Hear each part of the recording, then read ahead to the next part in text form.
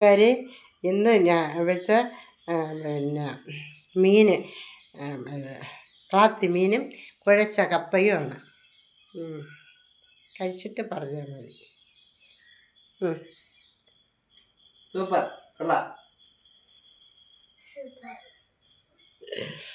കഴിക്കും. കുഴച്ച കപ്പയും ക്ലാത്തി മീനുമാണ്.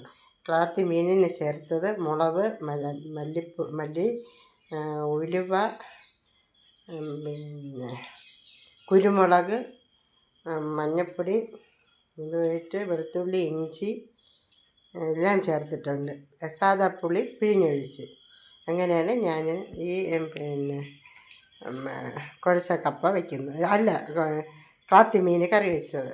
നല്ല പച്ച മീനാണ്. അത് നമുക്ക് ഉരിച്ചെടുക്കണം. എളുപ്പത്തിനെടുക്കാം. രുചിയുള്ള മീൻ തന്നെ. ഹായ് കൂട്ടുകാരെ.